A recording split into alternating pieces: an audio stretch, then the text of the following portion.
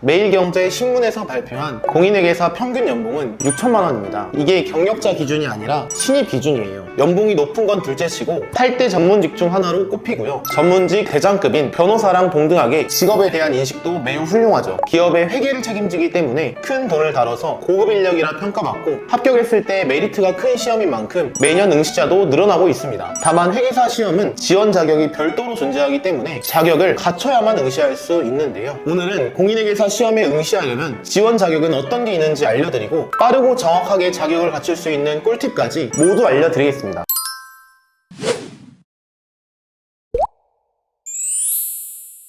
CPA 응시 자격은 나이, 학벌, 경력에 제한이 없습니다. 다만 별도로 응시 자격을 갖춰야 지원이 가능한데요. 자격은 총 2가지가 있습니다. 공인영어 성적이 필요하고 선수 과목을 이수해야만 시험을 볼 수 있습니다. 첫 번째로 공인영어에 대해 먼저 말씀드리면 공인영어 성적은 토익, 토플, 텍스, 지텔프, 플렉스, IELTS 6개 시험 중 자신 있는 시험에 응시하면 됩니다. 원하는 과목으로 시험을 본 다음 필요한 점수만 넘기면 공인영어 성적으로 제출할 수 있습니다. 회계사 시험 응시자 중 대부분은 토익과 지텔프 시험에 응시하는 편입니다. 토익과 지텔프 시험이 쉬운 건 아니지만 나머지 4개 시험에 비하면 상대적으로 점수 받기가 수월합니다. 그리고 최근부터 반영된 새로운 소식도 가져왔는데요. 이번 연도까지는 공인영어 성적 유효기간이 2년이었지만 24년 1월 1일부터는 유효기간이 5년으로 늘어납니다. 22년도 이후 공인영어 성적 취득자를 예로 들면 원래법으로는 유효기간이 2년이라 24년 회계사 시험 이후에는 영어 성적을 다시 받아야 했습니다. 하지만 이젠 유효기간이 5년으로 늘어나면서 27년 회계사 시험까지는 공인영어 성적을 제출하지 않아도 되는 거죠. 관련 내용을 직접 확인하는 방법은 공인회계사 홈페이지 시험 공고 게시물 중 최근에 올라온 영어 성적 인정 신청 방법 추가 공고를 보시면 24년 1월 1일 이후에 만료되는 성적을 유효기간 만료 전에 제출하는 경우 인정기간이 연장된다는 내용이 있습니다. 두 번째, 선의수 과목에 대해 말씀드리겠습니다.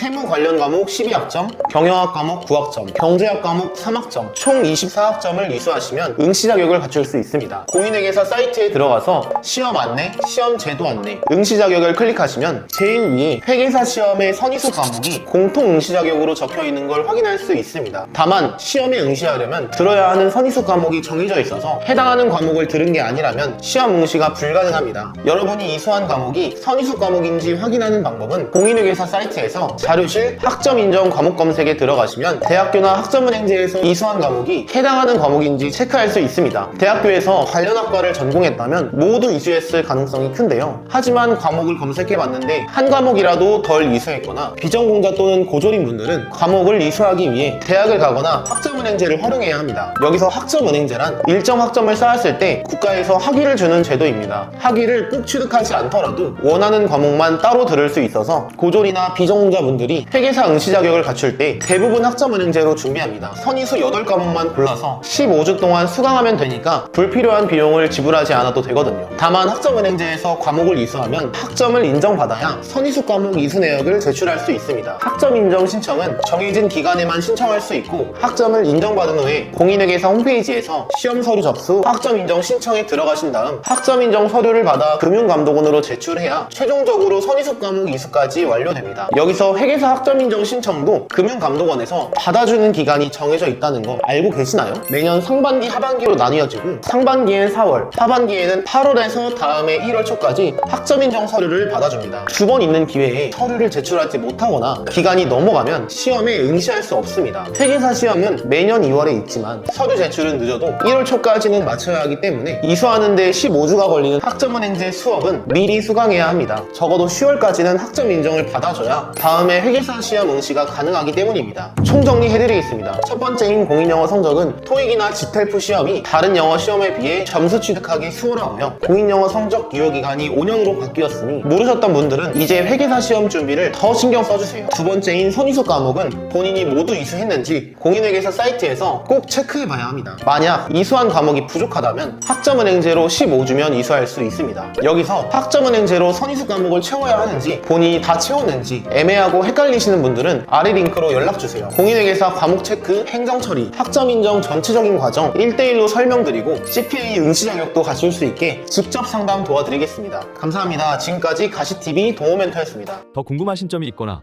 영상에 나온 선생님과 상담을 원하시면 PC는 제목 아래에 있는 더보기란을 클릭 상단에 있는 상담 링크를 클릭하셔서 문의를 남겨주시면 됩니다. 모바일은 화면 아래에 있는 더보기란을 터치, 상담 링크를 확인해보세요. 카카오톡 상담은 댓글에 있는 링크를 클릭하셔서 궁금하신 내용 남겨주시면 빠르게 답변 도와드리겠습니다.